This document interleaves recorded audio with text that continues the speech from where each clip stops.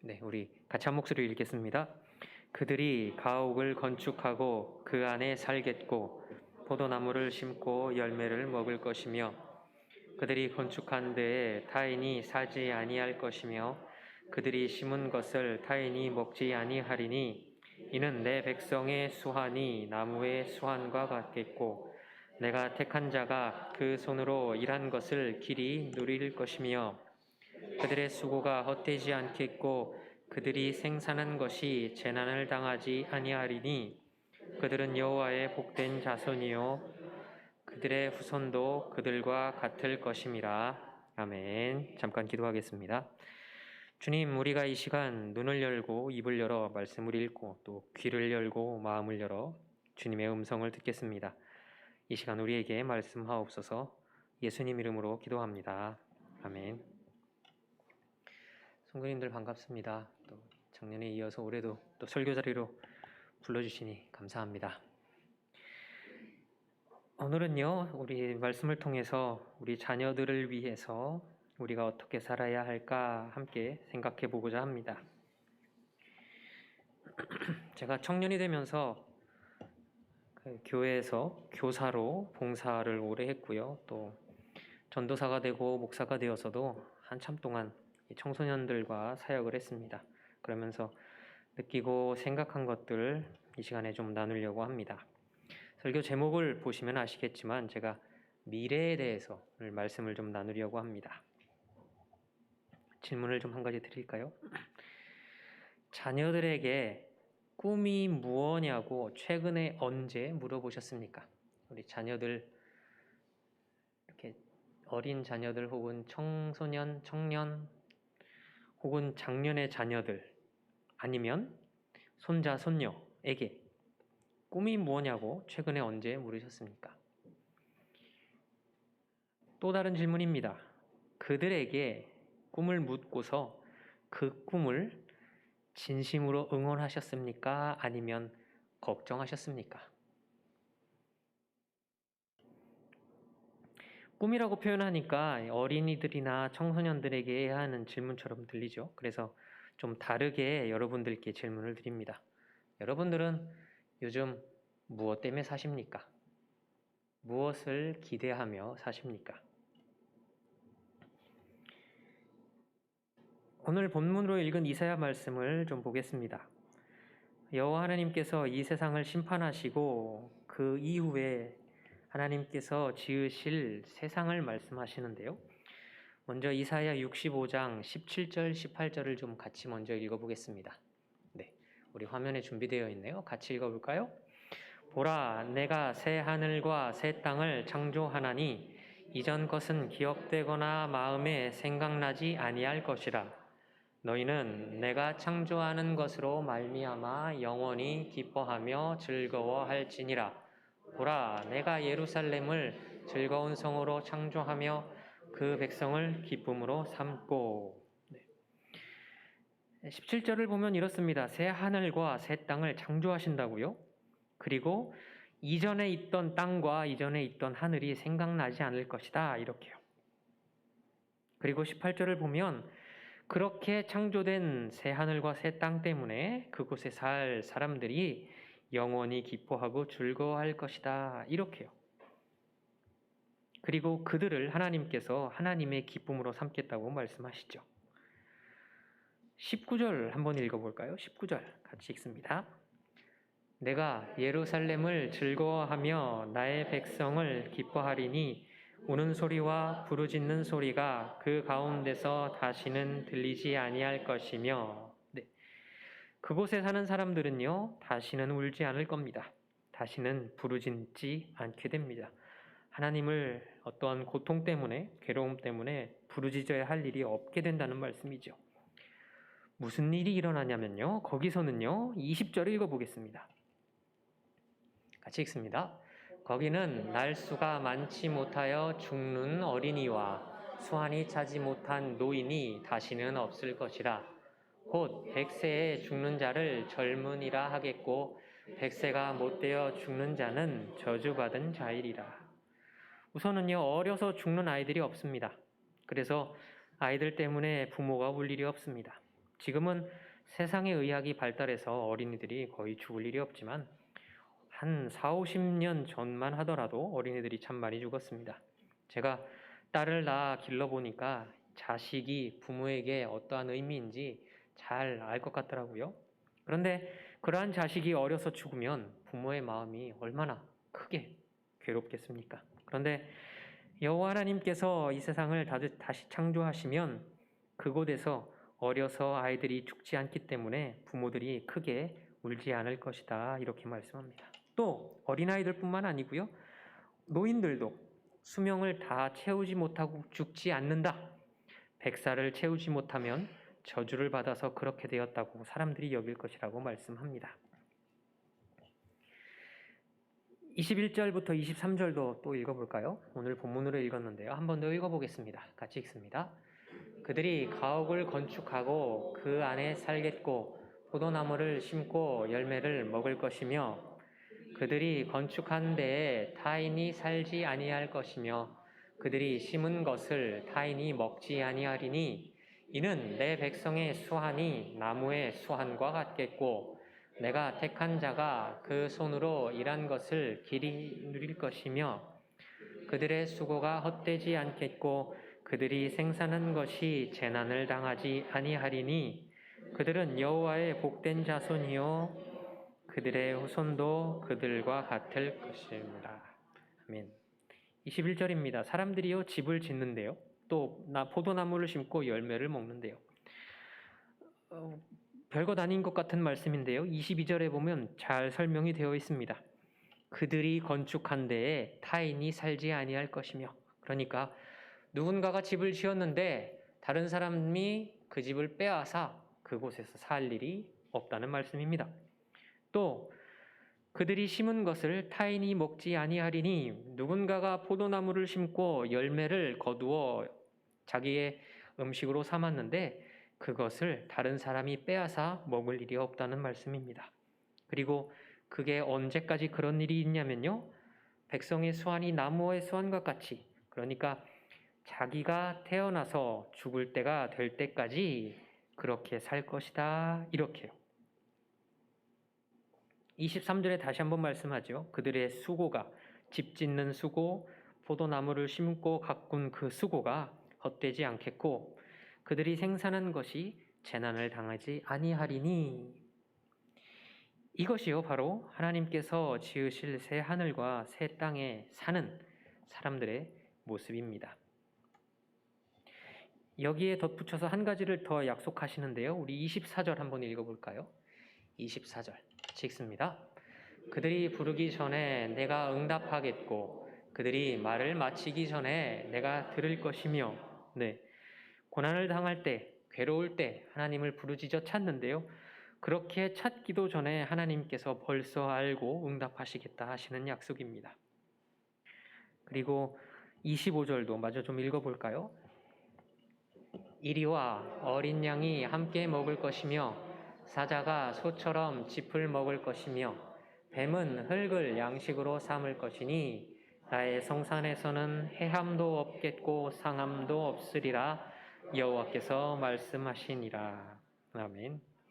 이리와 어린 양이 함께 있으면 어린 양이 이리의 먹이가 됩니다. 소가 사자와 같이 있으면 소가 사자의 먹이가 되죠. 그런데 하나님께서 지으실 그 땅에는 이리와 어린 양이 같이 먹고요. 사자가 소처럼 짚을 먹습니다. 강자가 약자를 잡아먹을 일이 그들의 것을 빼앗을 일이 더 이상 일어나지 않는다는 말씀입니다. 뱀도 나옵니다. 땅에 사는 뱀도 다른 작은 동물을 잡아먹지 않고 흙을 먹고 사는 세상이 됩니다. 그래서 오늘 읽으신 17절부터 25절까지 읽으신 이 말씀을 보면 여호와 하나님께서 새 하늘과 새 땅을 창조하시면 어느 누구도 서로 해치거나 상하게 하거나 남의 것을 빼앗지 않아도 되는 그런 세상을 말씀하고 있습니다. 아주 좋죠. 아주 아름다운 모습입니다. 지금 우리가 사는 세상에서 이런 모습을 상상할 수 있을까요? 상상할 수 없을 겁니다. 그런데 모든 사람이 꿈꿀 만한 모습입니다. 우리의 현실과 아주 대비돼서 우리는 과연 이럴 수 있을까라고 생각이 들 만큼 대비돼서, 그래서 현실과는 아주 반대로 이상과도 같은 미래의 모습입니다. 이사야 선지자를 통해서 하나님께서 우리에게 하신 약속의 미래가 바로 이런 이상 모습입니다. 이상의 모습입니다. 우리가 이러한 미래를 꿈꿀 수 있을까요? 우리가 말씀을 읽으면 그러고 싶지만, 꿈을 꾸고 싶지만, 우리 스스로 돌이켜보면, 우리의 현실을 보면 미래를 위해, 이상을 위해 꿈꾸다가도 언제나 급하게 현실로 돌아오고 맙니다. 그러면 우리가 돌아오는 그 현실이 무언가 잠깐 또 생각해 보겠습니다. 다시 한번 질문을 드릴까요? 처음에 드렸던 질문입니다. 여러분 자녀에게 언제 꿈을 물어보셨습니까? 그 꿈을 언제 진심으로 응원하셨습니까? 또 여러분은 무엇을 기대하며 삽니까? 현실을 넘어서 그 너머에 있는 무언가를 과연 꿈꾸고 계십니까? 제가 청소년들이랑 오래 사역을 했는데요. 요즘 그때나 지금이나 요즘 청소년들 보고는 꿈이 없는 세대라고 말합니다. 청소년들에게 꿈이 무엇이니? 이렇게 물어보면요. 정말 많은 청소년들이 없어요 라고 대답하죠. 그런데요. 제가 청소년들이랑 15년 이상 사역을 했는데 알게 된 비밀이 하나 있습니다. 무엇이냐면요. 모든 청소년들에게는 다 꿈이 있습니다. 그런데 말하지 않을 뿐입니다. 아니, 말을 못할 뿐입니다. 제가 사역을 하면 이렇게 만나는 청소년들에게 다 처음 만날 때부터 묻습니다. 꿈이 뭐니? 이렇게요. 다들 처음에는 꿈이 없다고 말하죠. 그리고 시간을 함께 보내고 또 마음을 나눌 만큼 가까워진 다음에 또 다시 묻습니다. 진짜 꿈이 뭐니? 이렇게요. 나한테만 살짝 얘기해봐. 이렇게요. 그러면 이렇게 손가락을 이렇게 모으고 이렇게 하면서 뜸을 한참 들이고 얘기합니다. 사실은요, 중국어 통역사가 되고 싶어요. 제가 제2 외국어를 중국어를 배웠는데요. 정말 재미있고 또 잘하거든요. 그럼 제가 묻죠. 그런데 왜 그 꿈을 말을 안 했니? 이렇게요. 여기서 여러분들께 한번 생각해 보시라고 질문을 드립니다. 왜 그 청소년이, 방금 예로 들은 그 청소년이 꿈을 당당히 말하지 않을까요? 왜 꿈을 없다고 말했을까요? 이 당당히 말하지 못한다가 중요한 말인데요. 제가 질문을 조금 바꿔드리면 아마 대답하기 조금 쉬워지실지 모르겠습니다. 청소년들이 꿈을 당당히 말하지 않는 것이 누구 책임일까요? 누구 때문일까요? 네, 그렇죠. 제가 딸을 키우는데요. 저희 딸이 이제 다음 달이면 11살이 되는데요. 얘가 어렸을 때부터 갖고 있던 꿈을 한번 쭉 몇 가지 말씀드려 보겠습니다. 3살 때는요. 콩순이 소방관 이야기를 정말 좋아했습니다. 그래서 3살 때 꿈은 소방관이 되는 것이었습니다. 그리고 4살이 돼서 어린이집에 갔는데요. 발레를 배우기 시작하더니 발레리나가 되겠다고 집에서 이렇게 막 춤을 추는 겁니다. 그리고 5살이 되었을 때는 텔레비전에 나오는 시크릿 주저라고 혹시 아시나요? 네, 제가 그림을 준비했어야 되는데 시크릿 주주의 주인공처럼 노래하고 춤추는 가수가 되겠다고 그랬습니다. 5살 자녀가 아빠 엄마 앞에서 노래하고 춤추면서 나 가수가 될래요 그러면 모든 부모님이 박수를 치시면서 와 우리 딸 우리 아들 노래 잘한다 춤 잘 춘다 라고 응원해 주시죠. 그런데 그 5살 자녀가 10년 후에 15살이 되어서 그대로 아빠와 엄마 앞에서 춤추고 노래하면서 나 가수가 될래요 라고 말했을 때 과연 얼마나 많은 부모님들이 그에게 박수를 쳐주면서 그래 너 참 노래 잘한다 가수가 되라 라고 말씀하실까요? 아마 그러지 않으실까요? 보통은 너 그거에서 어떻게 먹고 살래? 라고요. 다른 거 하면 안 되겠니? 라고요. 제가 청소년들에게 꿈이 무엇냐고 물어봤을 때요. 당당하게 말하지 못한다고 했던 청소년들이 다 똑같이 대답합니다. 왜 그러냐면요. 부모님이 제 꿈을 싫어해요. 선생님이 제 꿈을 싫어해요. 선생님이 저보고 중국어 잘한다면서 중국어 통역사는 되지 말래요.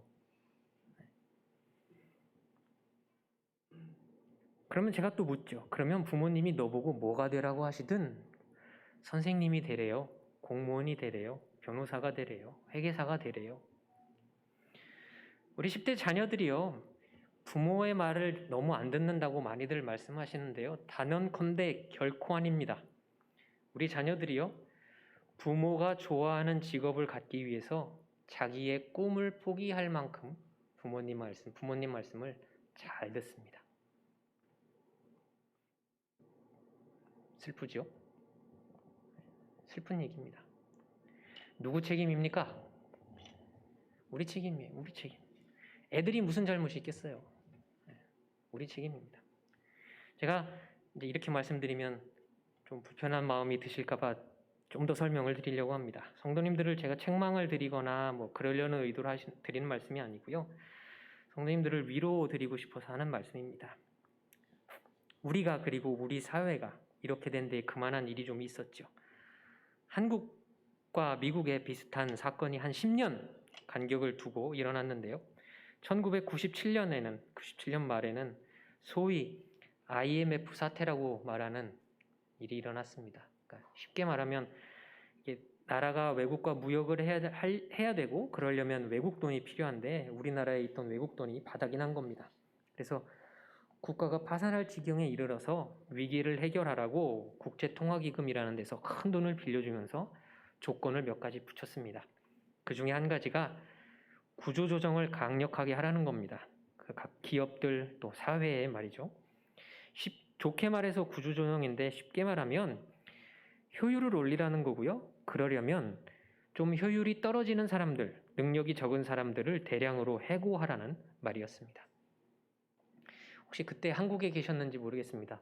여러분들이나 여러분들의 부모님이나 혹시나 가족들이 한국에 있을 때 그때 직장을 잃으시거나 또 가족이 그러한 경험을 하는 것을 보셨는지도 모르겠습니다. 미국에서도 한 10년 후에 비슷한 일이 일어나죠. 미국뿐만 아니라 전 세계가 이제 휩쓸렸던 일인데요. 2007년에 소위 서브프라임 모기지 사태라고 불리는 사건 때문에 미국에서 금융위기가 시작됐고요. 전 세계가 흔들렸던 일이 있었죠. 그래서 미국에서는 무슨 일이 있었냐면요. 대출을 받아서 집을 샀던 사람들이 집을 잃었고요. 부실 주택에 투자했던 금융기관들이 파산하거나 또는 파산할 위기를 맞았습니다. 그래서 정부가 돈을 지원해서 금융회사들이 무너지는 걸 막고 또 그 여파를 최소화하기 위해 생산기업들에게 공적 자금을 투입하기도 했지요. 한국에 일어났던 그 일이나 미국에 있던 그 일이나 결과가 비슷해졌습니다. 그러니까 이 사회가 경제적으로 더 심하게 양극화가 된 거죠. 그러니까 잘 사는 사람은 더 잘 사는 것 같이 됐고 어렵게 사는 사람은 더 어렵게 사는 것 같습니다. 그래서 요즘 많은 사람들이 그렇게 삽니다. 저축할 여유가 없다고 하죠. 열심히 일하고 돈을 버는데 그달 써야 될 거 다 쓰고 나면 손에 남는 게 없습니다. 저축할 여유가 없는 거죠. 그리고 그때부터 한국에 있었던 일로부터는 대략 한 27년이 지났고요. 17년이 지났습니다. 옆에 계신 분들하고 한번 좀 인사하실까요? 애 많이 쓰셨습니다. 이렇게요. 애 많이 쓰셨습니다. 네. 참 힘든 세월을 보내셨습니다. 네. 그러니까 한국에서 있었던 일은 대략 4년 정도 지나면서 좀 정리가 됐고요. 미국에서 있었던 일은 대략 한 3년 정도 지나면서 좀 정리가 됐습니다. 그런데 그 후유증이 아직도 우리 사회와 우리의 마음속에 남아있는 것 같습니다. 후유증이라는 말이 좀 적절한지 모르겠는데 그보다 나은 표현을 제가 잘 못 찾겠어요. 그렇게 한국에서 구조조정을 할 때 상대적으로 안정적으로 보장받은 직장이 두 곳이 있었습니다. 무엇이었냐면요. 선생님과 공무원이었죠. 그래서 그 일이 끝나고 27년이 지났는데도요. 지금 대한민국에 가보면 모든 청소년들이 다 공무원이 되어야 할 것 같고 모든 청소년들이 다 선생님이 되어야 할 것 같은 사회에서 살고 있습니다. 미국도 그런 면에서 좀 비슷한 것 같아요. 모든 청소년들이 변호사가 되어야 될 것 같고 모든 청년들이 다 회계사가 되어야 할 것 같은 그런 사회가 되었습니다.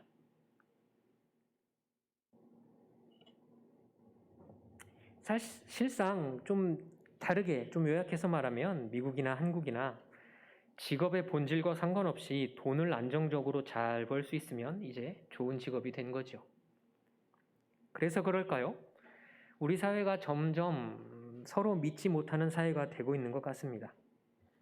모든 사람이 돈을 벌려는 목적으로 직업을 선택하다 보니까 그런 거죠. 그래서 부모의 마음에 이렇게 생각이 드는 겁니다. 학교가 제대로 우리 아이를 가르칠 수 있을까? 저 선생도 분명히 돈 벌려고 하는 일일 텐데, 그리고 사교육에 돈을 더 쓰기 시작했습니다. 좀 어려운 일을 당해서 변호사를 찾아갑니다. 이 변호사가 나를 잘 변호할 수 있을까? 이 변호사는 돈만 바라는 것 같은데, 그리고 또 다른 변호사를 찾아갑니다. 병에 걸려 의사를 찾아갑니다.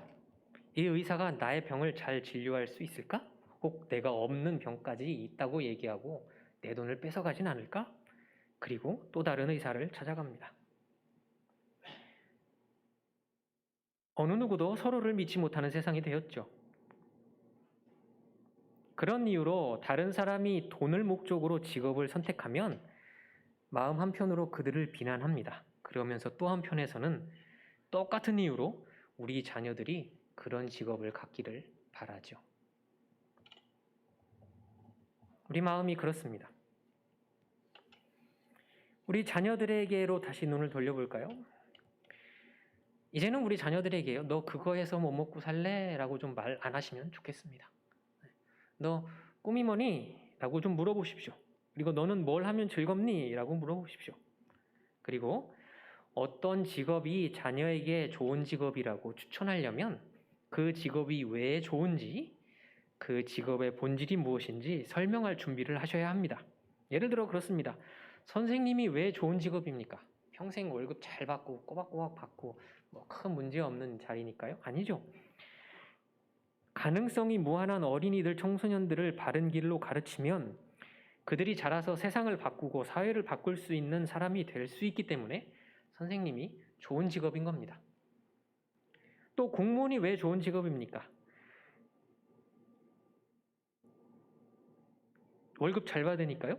절대 잘릴 일이 없으니까요? 아니죠. 국가와 국민을 위해서 봉사할 수 있는 자리니까 좋은 직업입니다. 의사가 왜 좋은 직업입니까?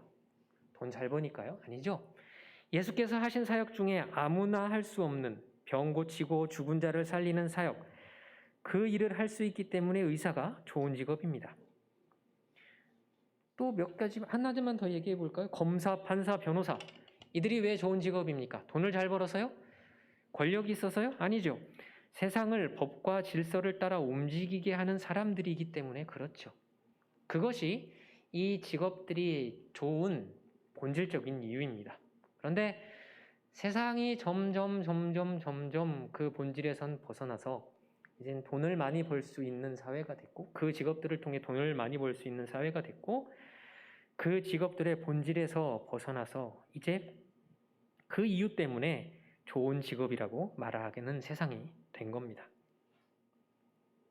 여러분들에게 부탁드립니다. 우리 자녀들에게, 우리 손자들, 손녀들에게 직업을 이야기할 때, 꿈이 무엇인지 얘기할 때 그 직업이, 그 꿈이 왜 좋은지 정말로 그 꿈이, 그 직업이 본질이 무엇인지 이야기해 주십시오. 잘 생각해 보십시오. 선생님, 공무원, 의사, 또 검사, 판사 다 남을 위해서 봉사하는 직업입니다. 그래서 좋은 것이지 그것 때문에 금전적인 이득을 얻기 때문에 좋은 건 결코 아닙니다. 자, 우리 자신에게로 다시 눈을 한번 돌려볼까요? 누가복음 3장 10절부터 말씀을 좀 읽어보겠습니다. 누가복음 3장 10절, 11절 우리 함께 읽습니다. 우리가 물어 이르되 그러면 우리가 무엇을 하리이까? 대답하여 이르되 옷 2벌 있는 자는 옷 없는 자에게 나눠줄 것이요 먹을 것이 있는 자도 그렇게 할 것이니라 하고. 네, 거기까지만 보겠습니다. 사람들이 세례요한을 찾아와서 묻습니다. 우린 그럼 어떻게 살까요? 11절이죠. 옷 2개 있으면 없는 사람에게 1개 나눠주세요. 먹을 것이 또 여유 있으면 옆 사람하고 나눠 드세요. 이렇게요. 그 다음에는 권력을 가진 사람들이 요한을 찾아옵니다. 우리 12절, 13절을 읽어볼까요? 같이 읽습니다.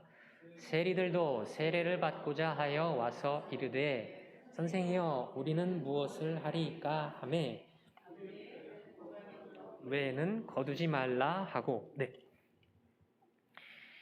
세리들입니다. 세리들. 당시의 세리들은요, 세금 걷는 사람들인데 세리들은 로마 제국의 권력을 이용할 수 있었습니다. 그래서 로마에서 자 100원씩 세금을 거두시오 이렇게 명령하면요 300원, 400원, 심지어는 500원까지 세금을 빼앗아 걷어들였습니다. 그리고 나라에서 보내라고 한 100원만 보내고 나머지로 자신의 재산을 삼은 거죠. 그래서 그때 당시에 세리라고 하면 악하게 부자가 된 사람의 대명사였습니다. 그들에게 요한이 얘기합니다. 부가된 것, 13절입니다. 부가된 것 외에는 거두지 마십시오. 이렇게요. 그러니까 100원 말고는 더 걷지 마세요. 이렇게요. 군인들이 또 요한을 찾아오죠. 우리 14절도 읽어보겠습니다. 같이 읽습니다. 군인들도 물어 이르되 우리는 무엇을 하리이까 하매 이르되 사람에게서 강탈하지 말며 거짓으로 고발하지 말고 받는 급료를 족한 줄로 알라 하니라. 당시의 군인들은요, 그럴 권리가 있었습니다. 뭐냐면 지나가는 사람들에게 시비를 걸어서 감나가는 물건을 빼앗을 수도 있었고요. 또 조금 더 안 좋은 경우는 세리들이랑 결탁을 해서 세금을 못 내는 사람 집에 찾아가서 물건을 빼앗고 그것을 돈으로 바꿔서 일부는 자기가 갖고 그리고 세리들에게 주는 일을 하기도 했습니다. 그런데 그들에게 요한이 얘기하지요. 받는 급료를 족한 줄로 알라. 월급 받는 것으로 만족하며 사십시오. 이렇게요. 질문을 한 가지 드려볼까요? 내일 자녀들이 시험을 봅니다. SAT 시험이나 ACT 시험 혹은 한국에서는 수학능력 시험이라고 하는데요. 본다고 한번 가정해 볼까요? 자녀가 왠지 모르게 준비가 조금 덜 된 것 같습니다. 못 푸는 문제가 분명히 있을 것 같은데 어떻게 기도하십니까? 객관식 문제가 수학 시험에는 있는데 요걸 한번 예로 들어보겠습니다. 모르는 문제가 있어서 우리 자녀가 한 개를 객관식에서 찍어야 되는 상황이 되었습니다. 네. 우리 부모님이 집에서 기도하는 거죠. 하나님, 우리 아들이, 우리 딸이 찍어야 될 때 찍는 것마다 맞게 해주세요. 라고 기도하시겠습니까? 그렇게 기도하시겠죠. 제가 다 여쭤봤는데 다 그렇게 기도하신답니다. 그런데 질문입니다. 우리가 그렇게 기도해도 될까요? 제가 청소년들을 맡아서 사역할 때 항상 시험 기간이 되면 항상 얘기합니다. 여러분들을 위해서 기도하고 있습니다. 이렇게 기도합니다. 하나님, 우리 청소년들이 시험 볼 때 찍은 거 다 들리게 해주십시오. 이렇게요. 그리고 덧붙여서 이렇게 기도합니다. 하나님, 우리 청소년들이 찍은 것을 다 틀려서 공부를 더 열심히 해야겠구나 하는 마음이 들게 해주십시오. 이렇게요. 사실 이렇게 기도하는 건 두 가지 이유가 있는데요. 먼저 첫 번째는 청소년들 개인적인 차원입니다. 열심히 해야죠. 다들 실력을 기르면 찍지 않아도 됩니다. 네. 그리고 두 번째는요. 사회적인 관계 때문에 그렇습니다. 그리고 이것은요. 우리의 사회적인 정직함이 관련되어 있습니다. 설명을 좀 쉽게 드리려고 이렇게 좀 설명을 해볼게요. 모든 조건이 같다고 가정을 하는 겁니다. 그러면 5시간 공부한 친구보다 10시간 공부한 친구가 성적을 더 잘 받아야 하는 것이 맞습니다. 그런데 5시간 공부한 친구가 찍어서 5개를 더 맞출 겁니다. 그런데 옆에서 10시간 공부한 친구는 그만큼을 찍었는데 다 틀려버린 겁니다. 그래서 5시간 공부한 친구가 한 등급이 올라가고 10시간 공부한 친구가 한 등급이 내려간 겁니다. 그런데 이 5시간 공부한 친구가 10시간 공부하는 친구에게 이렇게 이야기하는 겁니다. 야, 너도 기도해봐. 하나님이 찍은 거 다 맞게 해주실 거야. 그렇게 얘기해도 될까요? 옆에서 듣고 있는 그 친구가 그래? 라고 대답할까요? 아니면 그런 하나님은 나 안 믿을래? 라고 대답할까요?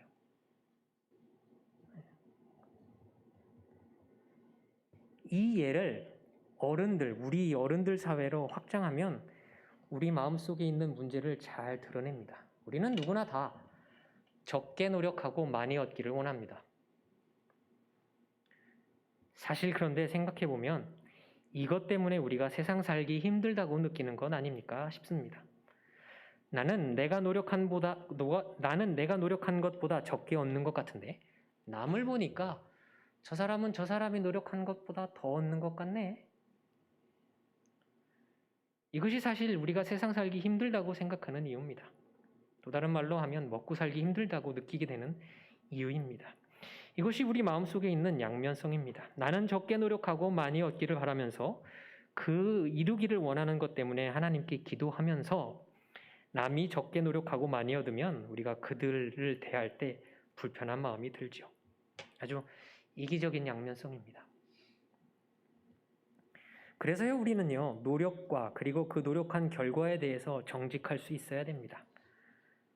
찍어서 맞는 게 중요한 것이 아닙니다. 우리 개인적인 차원에 머무는 것이 아닙니다. 우리의 정직함이란 반드시 우리가 함께 사는 사회에서 다른 사람과의 관계로 나타납니다. 내가 5을 노력하고 10을 얻으면 누군가는 반드시 10을 노력했는데도 불구하고 5을 얻을 수밖에 없기 때문입니다. 다르게 표현하면요, 남의 것을 빼앗게 된다는 뜻입니다. 적게 노력하고 많이 얻기를 바란다면 말이죠. 그래서 정직함이란 이 수동적인 개인적인 차원에 머무르는 것이 아니고요, 사회적인 관계 안에서 의미를 얻을 수가 있는 것입니다. 그래서 5을 노력하고 5을 얻는 사람이나 10을 노력하고 10을 얻는 사람이 다 같이 서로를 칭찬하며 살 수 있는 사회가 되어야 합니다. 그리고 더 나아가서 한 가지 더 할 것이 있죠. 여러 가지 이유로 하나밖에 노력할 수 없는 사람이 이 사회에는 분명히 있습니다. 우리가 그들과 같이 살 수 있어야 합니다. 5을 얻은 사람이 하나를, 또 10을 얻은 사람이 2개를 꺼내서 그 하나밖에 얻지 못한 사람에게 나눠주면 모두가 다 함께 살아갈 수 있죠. 우리가 이상을 꿈꿔야 합니다. 그리고 그 이상은 우리가 정직함으로 이 사회 안에서 이룰 수 있는 것입니다. 저도 딸을 기릅니다. 그리고 어떠한 믿음을 유산으로 우리 딸에게 남겨줄까 매일매일 고민을 합니다. 그런데 많은 분들이 그렇게 생각하는 것 같아요. 그냥 적게 노력해도 더 많이 얻을 수 있다면 그러한 신앙을 우리 자녀들에게 전해주려고 하는 것 같습니다. 그것으로만 만족하고 있는 것 같습니다. 이것이 우리 기독교가 말하는 신앙일까요? 아마 아닐 겁니다. 그냥 인간의 본성이겠죠. 적게 노력하고 많이 얻으려는 것. 그것을 우리의 유산으로 남겨서는 안 되는 겁니다.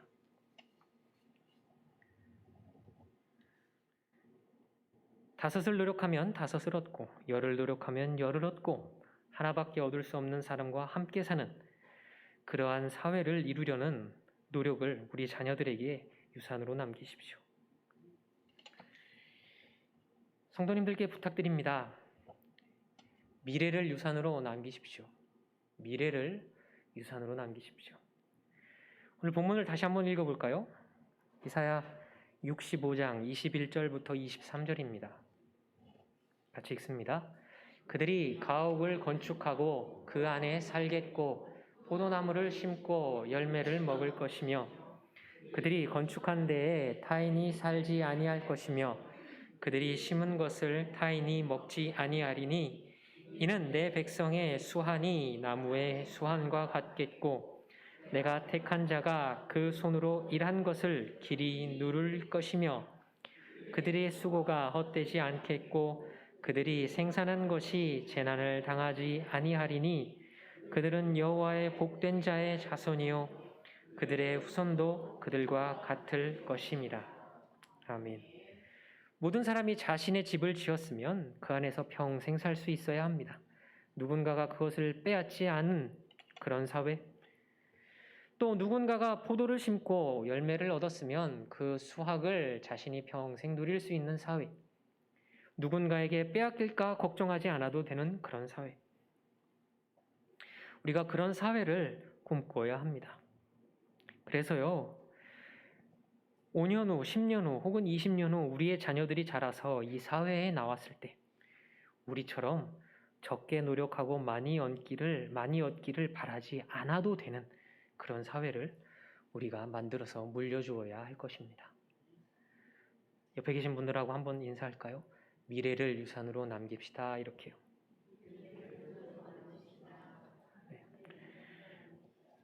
네, 말씀이 좀 길어져서 죄송합니다. 여호와 하나님께서 우리 선지자들을 통해서 말씀합니다. 미래를 보라. 그런데 우리는 여전히 고개를 푹 숙이고 어제와 오늘만 바라보고 우리가 겪었던 과거를 우리 자녀들에게 자꾸 물려주려고 합니다. 이제는 우리가 우리의 과거에서 벗어나서 우리의 자녀들의 미래를 꿈꿀 수 있어야 합니다. 그동안 참 애쓰셨습니다.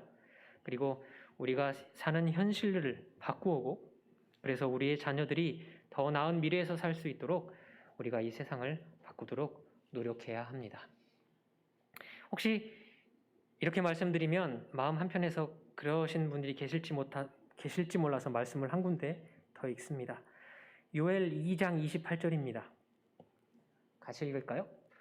그 후에 내가 내 영을 만민에게 부어주리니 너희 자녀들이 장래일을 말할 것이며 너희 늙은이는 꿈을 꾸며 너희 젊은이는 이상을 볼 것이며.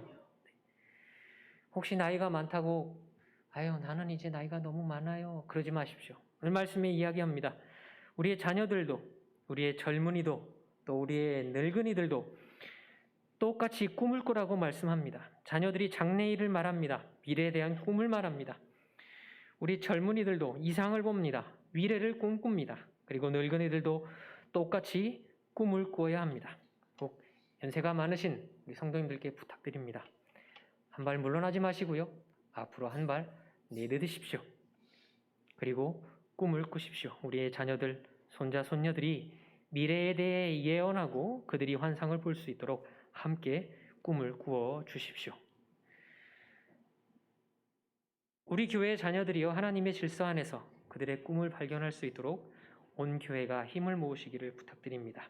성도 여러분, 미래를 유산으로 남기십시오. 기도하겠습니다. 주님께서 미래에 대해 희망을 품으라고 말씀하심을 우리가 듣습니다. 주님께서 우리에게 정직하게 바랄 것을 바라며 살라고 하신 말씀을 우리가 듣습니다. 주님께서 우리에게 어린이나 젊은이나 노인이나 모두 꿈을 꾸라고 하신 이 말씀을 우리가 듣습니다. 그 말씀대로 우리 자녀들이 희망을 가지고 미래를 기대할 수 있도록 우리가 그들에게 미래를 유산으로 남기도록 살겠습니다. 우리의 자녀들의 미래를 위해 우리를 사용하옵소서. 예수님 이름으로 기도합니다. 아멘.